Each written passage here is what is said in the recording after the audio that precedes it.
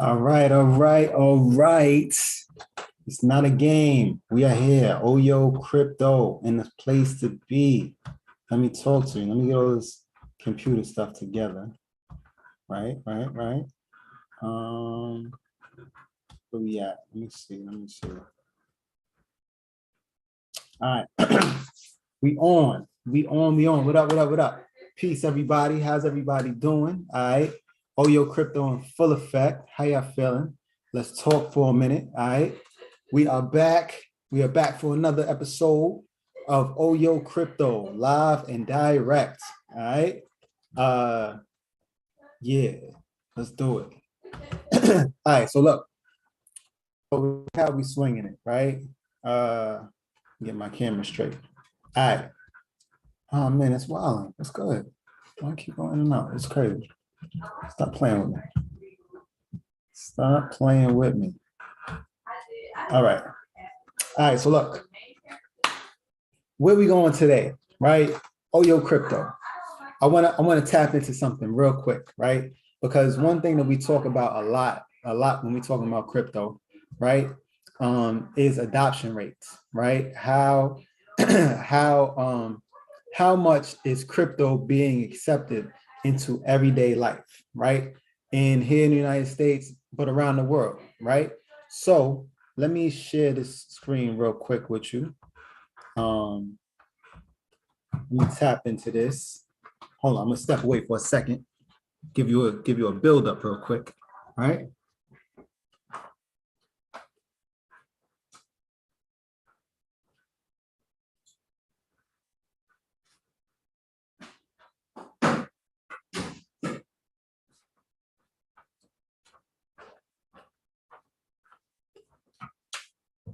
All right, so we're back. Let's talk about it real quick. All right, so we're gonna jump into an article I was just looking at earlier today, right? On my beloved CoinDesk, right? CoinDesk, right? I think it's CoinDesk. Yes.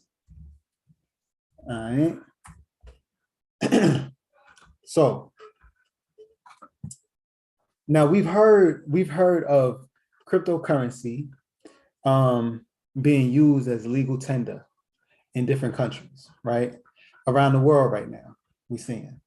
So one article that I just saw today, right? Central African Republic, right? They adopt Bitcoin as a legal tender, right? Now, either that's a big thing or it's a little thing, right? That's kind of up to you. But if you notice, I mean, we already have El Salvador. We have a lot of countries who are adopting Bitcoin or different cryptocurrencies as a legal tender. As a legal tender, one, which will help them to fight against a lot of the oppression that comes with being under the IMF, right?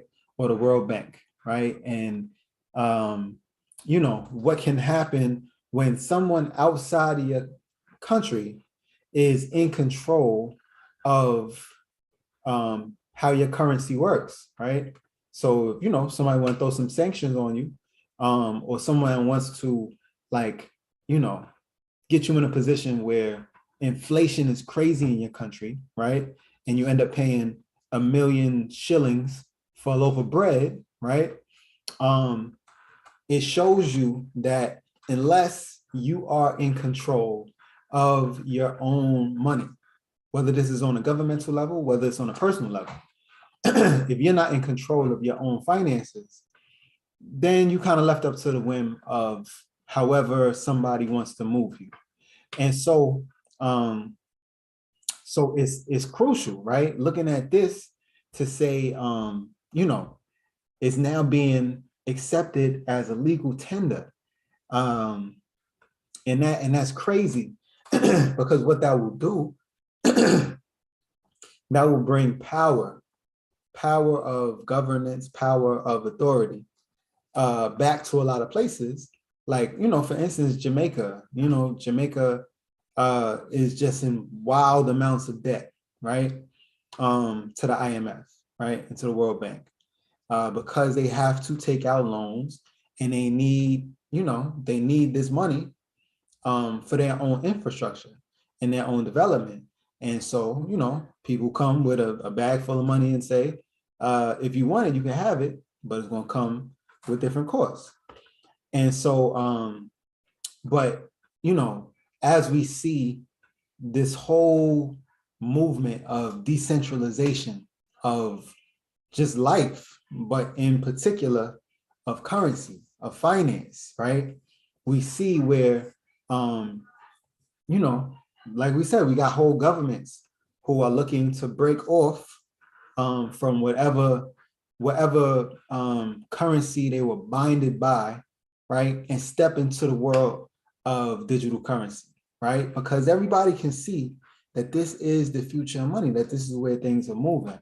And so it's just it's real encouraging because, like, as somebody who's been in the crypto space for a while, like, I've seen ridiculous jumps and then ridiculous dips.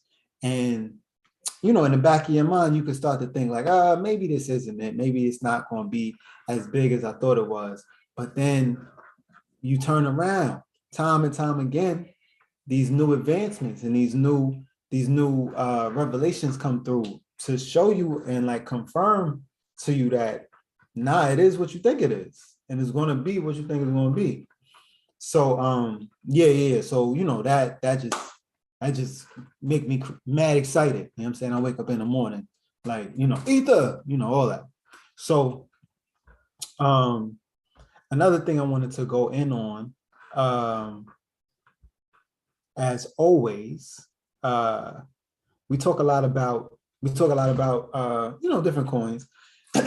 And as it was explained to me, just from certain price predictions, right? Watching Bitcoin rise over 60, drop back down to 30, right, is the same peak and valley game that we've been seeing for the past 10 years, right? And so if that's the case, right, the price of Bitcoin is going to go up crazy and it's going to come down crazy, but it's never going to drop back down to zero. That's not happening. That's not going to happen, right? And so if that's not going to happen, we know when the bear market comes, the price is going to drop, right? When the bulls come back out, it's going to shoot up, and it's going to shoot up past the high that it was before. And so just looking at it right now, and this by no way is financial advice, right? I'm just kicking it with you. It's just a young black man sitting here rocking, a young black man with grays, see the grays, but you know what I'm saying? We just kicking it, we just talking. But I'm just giving you my vantage point, right?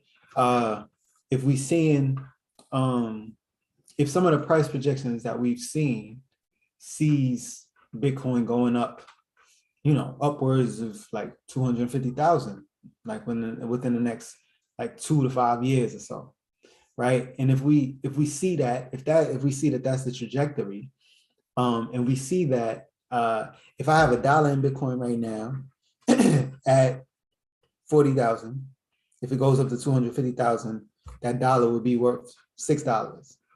But as we've seen in the same time spans, where Bitcoin can double and Ether can do 5 times that. And from what we're talking about, XRP doing 10 times that. And then, if you get crazy lucky and catch the scoop, you get up on a Shiba mission and it does 1,000 times that. So all of that's to say that watching Bitcoin rise, ebb and fall and all of that, just gives me the confirmation that we in the right space, right? And we on the cusp of the future, right? And yeah, I had a person ask me the other day. It was like, well, what do you think is gonna happen? Is my dollar gonna be worthless in 5 years? I said, it won't be worthless, but it's losing value right now. Like inflation is what, 7-8%? So the value of your dollar is probably something around like 70 cents. You know what I'm saying? So it's not a question of if the dollar won't have any value, it's already losing value and it's consistently lost value.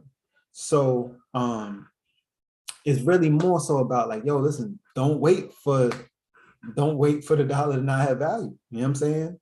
Like put your money into different asset classes that will be able to kind of safeguard the value of your so-called dollar right now. You know what I'm saying? Like we look at it, man. One Bitcoin is worth $40,000. Like, do we really understand what that means? Right? Like, there's no other currencies on the earth that's doing that, right? Like, what's the pound? Like the pound is such a big deal because it's like what, 1.5 to like $1.5 to £1, right? And you see how much that does for you, right? You see how much more that buys you. People come from Europe all the time and come over to the United States and just be cashing out. You know what I'm saying? Buying up mad stuff because the value of their money is higher. And so if I walk into any place around the world in the next 5 years with one Bitcoin, just like I have $1, then it's going to command a heavy price tag. So saying all that to say, yeah, man, just stay cognizant of the fact that things are shifting and the shift is already in motion, and you need to be a part of that shift, right? So if you want to have more conversations, if you want to tap into more information, all of that, you know what I'm saying, definitely follow us at O.Y.O Enterprise on Instagram, on TikTok, on Facebook, you know what I'm saying, and O.Y.O Enterprises on YouTube, right? Like, subscribe, follow, talk about us, you know what I'm saying, read about us, do whatever you got to do, but know that we are here to give information, and also on top of information, we're here to hit you with the implementation of that information. All right. So, like I said, my name, did I say it in the beginning? I don't think I said it in the beginning. My name is Omare Kinsey, the proud founder of O.Y.O Enterprises. You know what I'm saying? We are here to work together. Let's do this. We in here and we out. Peace and love.